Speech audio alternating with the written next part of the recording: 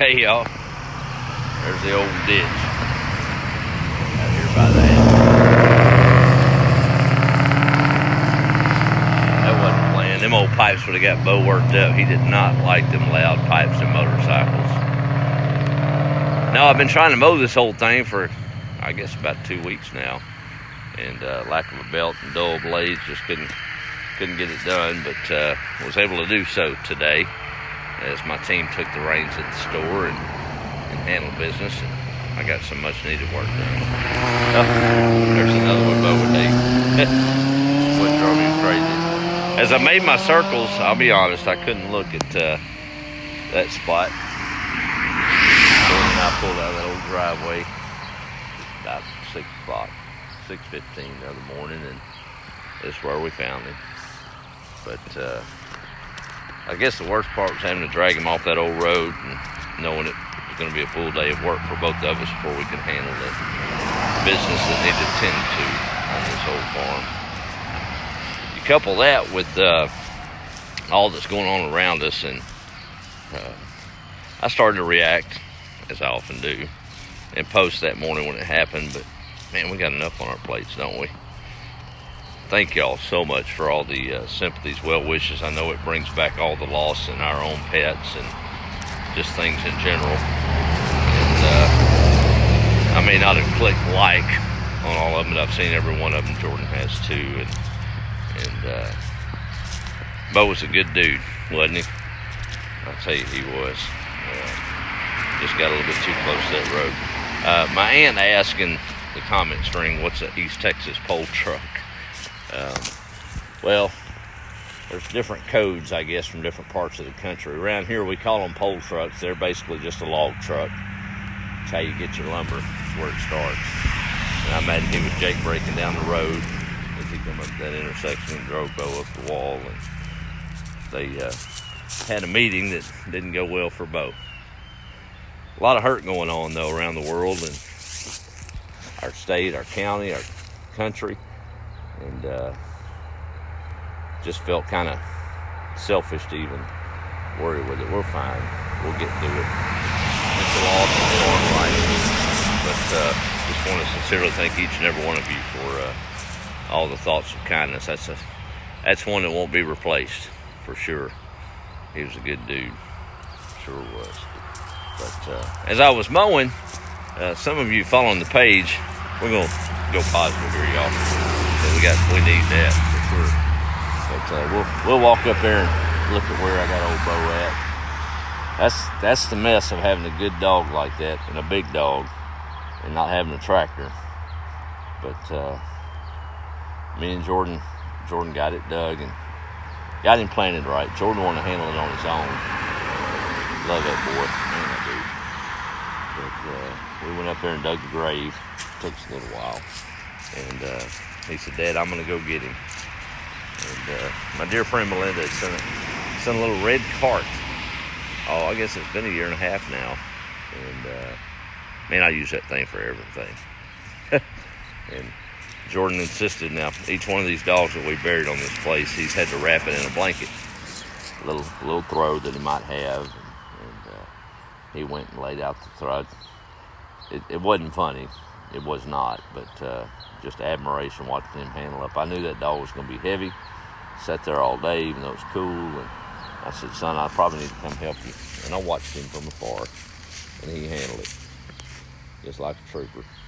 Hated to lose that puppy, but or that dog. He gave him a proper. I guess he had a cassie on. Is that what you call it? And he didn't go fast. He went easy, so the bumps wouldn't hurt. And took old Bo up there, and we planted him with his old face pointing east, watching the sunrise. I got to tell this though, he'd had an old rabbit that he'd killed, Bo did, and he'd been messing with it for a few days, and I saw it the other evening laying out there. And he'll guard them chickens and won't touch them. But you let a rabbit come on the place and he's keyed up. But he had one over there that he's messing with. And I said, "Jordan, you think we ought to put that rabbit in the hole?" He said, "I guess so." He was chasing it. So I guess he's he's happy. That old rabbit's in the hole with him. That was his last chase. So we kind of got tickled at that. But I got started on a story. We're going to go back to closet. This is a chicken crate. There's a ton of them here, most of them dry rotted. And if y'all remember right, here a few weeks back, a lady stopped by that had bought eggs from me before. Of course, I'm not selling them now because that little bit I told those that are buying them or wanting to give that to somebody else. And I'm blessed and the Lord's providing, so let's pass it forward. But all that aside, she'd come by and wanted about 4 dozen eggs it was, and she was in a panic. People buying all the eggs, she didn't have enough eggs. And I talked her down from her tree, gave her 2 dozen. Well, then she said she wanted 2 chickens, and y'all know my rooster problem. So I said, all right, I'll tell you what, I'll give you 2 laying hens. And I did sell those, $5 a piece, and that's cheap. But sold her 2 of those, but you got to take a rooster. So she did. Well, she told me she's going to bring this whole thing back the next day. I didn't care that she did, but it's been a couple of weeks now. She pulled up all in a rush this evening, or this afternoon when I was mowing. Said, I finally brought it back. I said, that's fine. I wasn't missing it. She said, I want to tell you what. Now, remember, she's supposed to come back and get 2 dozen eggs every week, right, y'all? She said, those hens are laying 2 eggs every day, a brown one and a white one. And I don't have to even buy eggs now. I've got enough for my family. And she was headed to go fish. That brought back to mind, teach a man to fish, right? Anyway, she's happy. She ain't having to buy eggs anymore. And made my heart glad.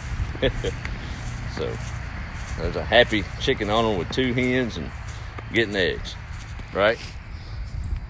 It's all good here on the place. I had Sissy and the pup.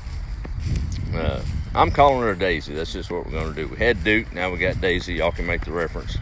I guess that whole show's been outlawed anyway, but not here. But Daisy, the girl pup, I'm just not confident, especially getting snake bit with that old road with Bo. I've got a wire system and a shock collar if they get there. But Bo and Sissy had figured out a way around it. Sissy, thank God, loves to roam the back pasture, and Bo liked to watch the front. But leaving the pup in there until I get all that situated a little bit better and let her kind of understand the boundaries. But old Sissy fell into place. I thought she was in heat, and she was. And that's why I had her sequestered in that fence. But let her out today because we got a place to guard.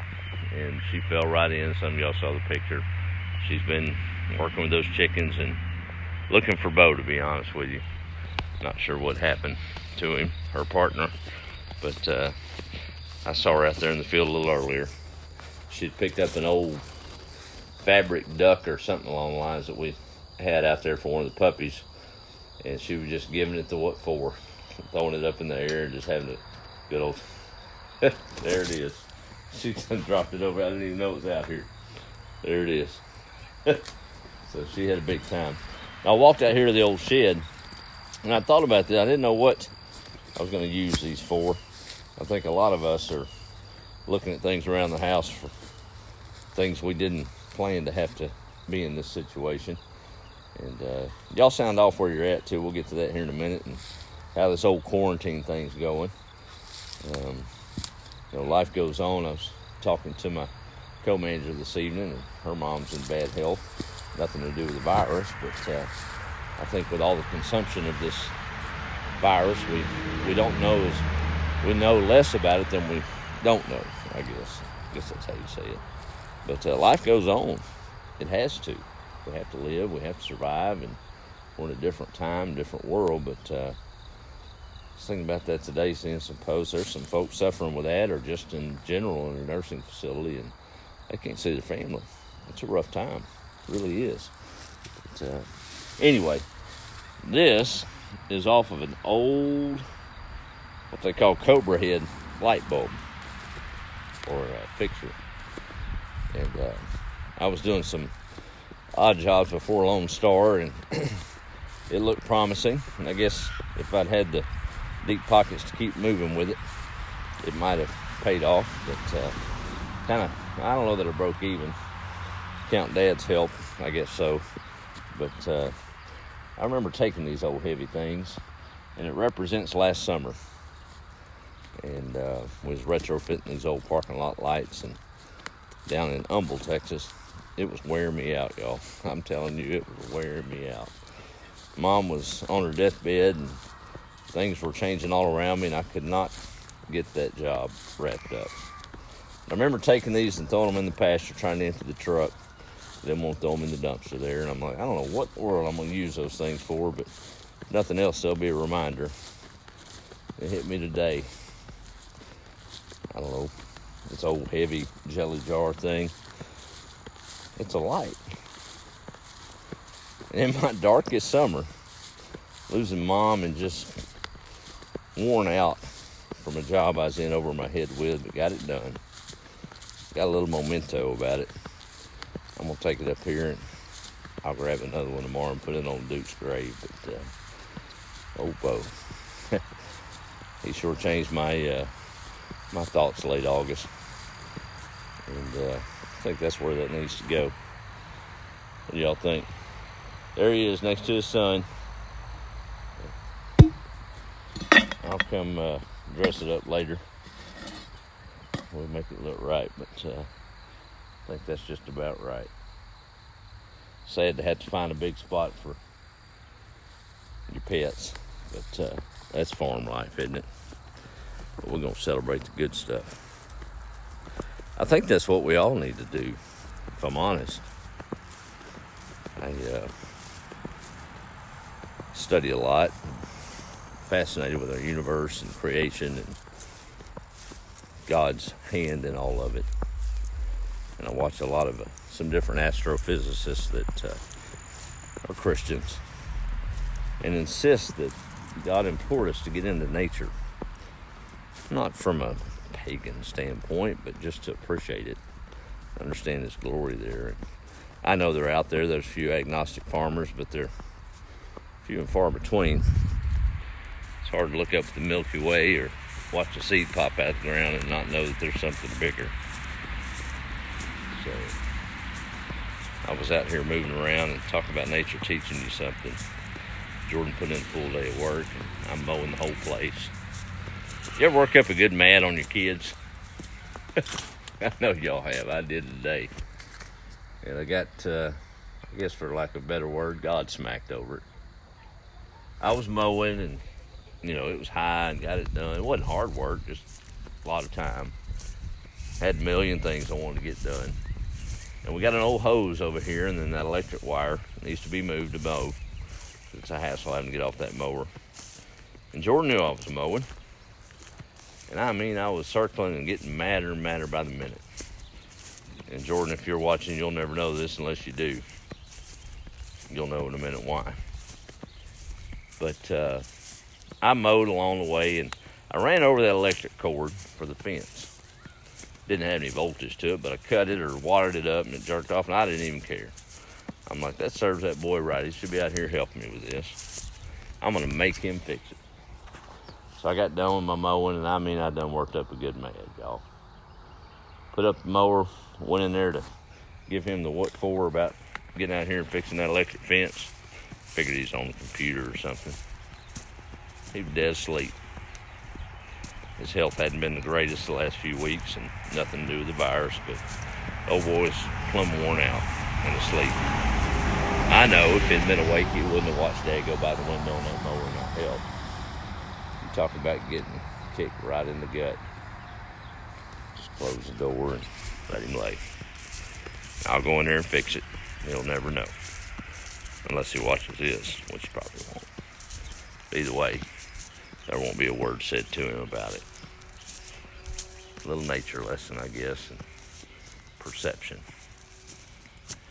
Heard tell of a old sea captain. Y'all may have heard this one. I'm really thinking about it tonight. Have been for the last few days.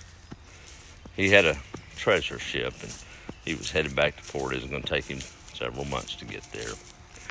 He set out for sale, and everything was going great. All of a sudden, the old Skull and Bones came on the horizon. His guy in the crow nest comes down, panics, and Captain, there is a pirate ship approaching. What should we do? He looked at his first mate. He said, "Go into my sea chest in my cabin and bring me my red shirt." So he did. He put it on, and they fought valiantly. The heroic move of their captain defeated the pirate and kept on sailing. A couple of weeks passed, and 2 or 3 pirate ships were on the horizon. Again, the Crow Nest called down, "Captain, we're being attacked. What should we do?" His first mate looked for direction. The captain again said, "Go to my sea chest, get my red shirt." He put it on, and the guys, they all fought bravely, defeated the foe, no casualties, and kept sailing. That night they had a celebration, and in their frivolity, one of the sailors asked the captain, "Sir, why do you put on your red shirt each time we're attacked?" He said, "Well, it's simple." He said, "To lead, I need to be in charge. If I put on my red shirt, I get shot, you can't tell it, so you keep fighting." I said, "Wow, that's pretty good." A couple of weeks passed. They're getting home, or close to home. The Crow Nest calls down. There's a full armada approaching them on the horizon. The first mate anxiously awaits his captain's direction to go get the red shirt. But instead, this time, the captain says, "First mate, go to my sea chest and bring me my brown pants." I guess that's kind of where we're all at, y'all. We've got little eyes and people looking at us to lead, and none of us know where this ends up, what the exit strategy is, but we do know that we have to be vigilant, that we have to hold hope, that we have to keep the faith. So if it gets to that point where you got to put on the brown pants, do so, but hold the line. Be positive. God didn't give us a spirit of fear. We've got to keep a sound mind and be diligent. This whole 6-foot thing, I see it in real time. It is what it is. Y'all can go down your tangents and whatever. But that's not a bad practice anyway. That's just normal stuff, I guess, we'll probably do from now on, just out of prudence. But I was thinking as I was driving down that little 2-lane road, we've been doing that for years on that social distancing. I think based on the stats, just year to date, there's been more folks killed with that old virus, probably the flu too, than car accidents. And we still stay 6 foot away from that oncoming car, don't we? I don't know if it relates, but just something I thought about. Take it for what it's worth. Got a lot of signs at Christmas. There's one of them. I finally got it hung. It's kind of a cool thing to look at on the way out to the pastures. I don't even know if there you go. That's a good one, ain't it? Sometimes I'm frowning when I read it, but I have to work through it. Well, I kind of like Led Zeppelin tonight. I've rambled on. Some of y'all get that. I'm waiting on my corn to pop up now. The second planting. It's coming, though. Let's walk over here to the hay bale and y'all sound off. I'm going to try to read through these comments real quick, and we'll call it a night. There's that old sun sets on on Sissy's first solo watch. She's got it. There's some big old tough guys in the world, but I think I'd rather take them on before I would Mama. Because guys, sometimes they fight fair. We'll spar and fight around a little bit, and then we can shake hands and sit down and talk about it. But you tangle with that mama bear, you get her mad, ain't no coming back from that. So I don't know what lurks in those woods, but it won't lurk too far up into here before she has something to say about it. I do know that. But we're blessed. Truly, truly blessed. Here's those hay bales. We inoculated them for 10 days. They got a little grass later on today from me swinging and walking grass everywhere on that mower. But I put some peppers in and got one tomato over here. But I think I'll put some herbs in the rest of it. I think my biggest, for those of y'all interested in it, my biggest challenge thus far is just keeping them watered. If it hadn't been such a rainy period of the year, that might be a little bit of a challenge. But they're definitely fertile. Organic matter is really getting after it in those beds. So it's kind of cool to just mow the garden, if you will, around those hay bales today. Don't have to worry about weeding them. All right, I'm going to check everybody off and hope y'all are doing well, enjoying this quarantine, or hating it, or whatever, I guess. But it's a new world. We got to learn to live in it, right? That's right. All right, let me scroll them up. Let's see here. Well, there we go. Miss Patricia, I believe up North Carolina way. How are you, ma'am? And there's Miss Dorothy Dean. Very much, yes, ma'am. It's a tough deal. March 4th, she lost one of her babies, her fur babies. Miss Doris McKinney out in Lott, Texas. How are you this evening, ma'am? Them chickens were all over the place. Now they done went to bed, y'all. Yes, Aggie, he is. Yeah, he really is. George, my buddy. Love all my kids, but that one's with me, and we go through some things that I guess just it is what it is, isn't it? There's Lynn in Lott, Texas. Brian's saying everyone should have a couple of chickens. That's right. Carolyn's saying greetings. There's Aggie chiming in again. Sissy and Daisy. That's right. That's what it'll be. Hey, Andrew, Interlochen, Florida. How are you? Y'all had a little news blurb up around Tampa. Old pastor getting arrested. I've got my own thoughts on that. But then I realized it might be a little bit like I was with Jordan. I've never pastored a church, and I don't think any of them ever been through a pandemic of this sort. So I didn't like the spin on the persecution, because to me that just, I don't know if it's that. Paul and them went through some pretty rough stuff, and there's a lot of people being persecuted around the world. I don't know if it's that, but I'm going to let it lie. All right. I posted out of order the other night and took it down before my dad read it. He's listening to this, and sometimes we just need to keep our mouth shut, right? Just put on our red shirt or our brown pants and keep moving. So that's what I did. And sorry if you saw it. Still believe it. It's still true. It is. But I hadn't walked those shoes, so I got to shut up. All right. There's Brian and Deb Long in Southern Illinois. And there's Richard from San Antonio. Martinsville's in the house. There's Jean. Good to see you. Angela saying howdy. Deborah hibernating in Houston. Yeah, get out and plant you a garden, or play some dominoes with the kids, or the neighbors on the phone, or something. I don't even know. No, don't touch them. Yeah, I'm gonna get in trouble. There's Allison watching from Grapevine, Texas. Donnie Miller saying howdy. Charlotte saying, hey JJ, back at my old stomping ground home, my parents and kids. That's good stuff. Cindy from Knack, good to see you. There's Carrie. I was thinking about Kelly Templeton today, Carrie. That's good stuff. Had another friend reach out, talk about getting sideways.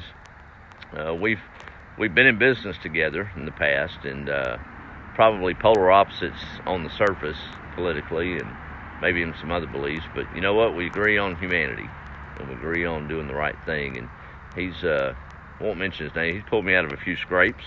Good friend, and we banter along the way, and it's kind of one of those friends where you may not talk to him in 6-8 months, and then you pop up and act like you never missed a beat. But we got into some in-depth conversation about this whole mess here a while back, and we agree, but on maybe different ways to approach it. He's in the trucking industry, and he's one of them, I hate to even label him. Is it possible to be a liberal capitalist? If so, he is, but I don't even know if I'd want to label him, because he rises above all of them. Point of it is, he reached out because he'd helped me through some times in the past, and his company's doing well, obviously, with the trucking industry. He almost feels guilty, but he's doing a service and taking care of business and built a good company. But he asked me, did my family and I have everything we needed? He was in a position to help if we didn't, and we are. We're okay, and actually in a position to help a few others, and have been doing so. Just meant a lot for him to reach out. We talked about some ideas about maybe where he could could do a few things. Can't help them all, but he can maybe help a few. But that was kind of cool. Appreciate that, brother. You know who I'm talking about. All right, let me get back to it. I'm rambling again, squirreling. I did see a lot of squirrels on the place today, and some rabbits. You know, y'all can't kill a rabbit, or you're not supposed to eat a rabbit. For those of y'all in deep, dark survival mode in the trees and the woods. You can eat a rabbit as long as the month has an R in it. That's the old saying. That was another reason that kind of got me worked up about Jordan. I wanted to come out here and see those rabbits. He's always trying to hunt something. And they're wild. There's plenty of them out here. And I imagine before long we'll be having some rabbits too. But we got to get them this month because next month doesn't have an R in it. You got May, June, July. Those are wormy months for rabbits. So if it gets bad, y'all, don't kill the rabbits after this month. Country folks know that, but oh well. There's Gary. How are you? Aggie's talking about God's hand on the universe. Yes, ma'am. Let's see. There, I'm trying to get through these comments. Thanks, sir. Yep, appreciate that, buddy. My buddy out in California, Mike's checking in. Stephanie and Bill Norman from Nacogdoches. How are y'all? All right, trying to move up through here and get everybody real quick. Retreat is not an option. Full speed ahead. That's right. We were meant for so much more. This too shall pass, y'all. It'll be all right. There's Kent and Jessica Graham. How are y'all? Miss y'all too down in behind enemy lines south of Houston. No, not enemy lines. They're just a lot of cases, big populace down there. Just got to be smart, y'all. There's Christy checking in from Heichel Acres. Kathy, thank you, ma'am. There's Roy. Thanks for that. There's Terry checking in, and Kimberly from Parker County. My old friend Pamela, not old as in, but anyway, you know what I'm saying. There's Susan Kay and Todd Allen from Oklahoma. Veronica, Tiny Scurry, Texas, working on them horseshoes this evening, I believe. I got to go get them goats pretty quick. About got it ready, but I don't know if we have to. That's going to be tricky, the 6 foot distance. I think a goat could probably get away at that distance. We'll figure it out, though. Yeah. Phyllis from Valley View, Texas. And there's Miss Donna down in Huntsville, I think. Nacogdoches checking in with Constance. Howdy. Steve from Athens, Texas. Red shirt, brown pants. That's right. Yep, I was hoping you'd check in, Susan.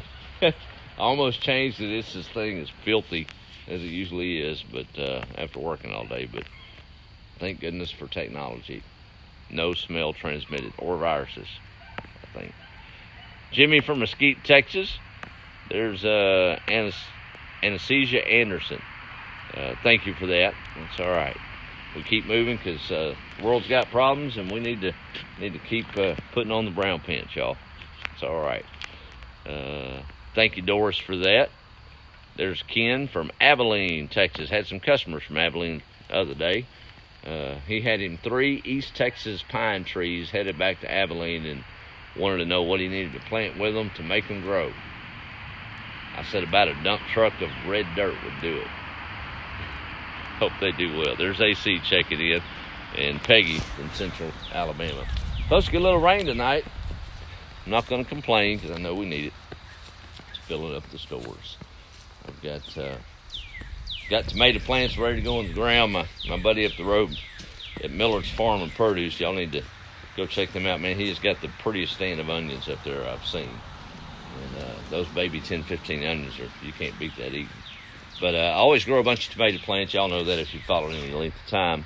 And last year, I got tickled at myself. So I plant a bunch, they come up, and I put them in pots. And they do fine. They get ready to put in the ground. Last year, I didn't have anything but a bunch of big old fat white broiler chickens that couldn't fly. Didn't worry about it. This year, I got 80 chickens that know how to get up on the table. And I kept coming out here, and I'm like, well, my goodness, what's happened to my tomato plants? They're pecked to death. Flying chickens. So I had to do some impromptu cage or something to keep them out of there. Because, I mean, they love them. They love them some tomato plants. As you can see, that was a tomato plant. a few days ago, but before the guard. Anyway, Bo didn't keep them out because they wasn't violating nothing. They were just eating. That owl didn't really deter them things, but we tried. But we've got it on the mend. I'm going to take a few of them to the store tomorrow. I got some folks need something, so we'll go from there. But my buddy up the road was saying, man, you need to get some tomato plants in the ground. And he speaks broken English, and that's okay. And I just didn't even want to go into the story about them chickens. So I said, yes, sir, I know I do. But they're going to have to be a little bit taller before I put them out, or I won't have any tomatoes again. I can't get skunked 2 years in a row, can I? Well, maybe if I had my brown pants on, I can. That's what I'll do. Go in there and put on my brown pants and smile. Y'all have a good evening. Be the light.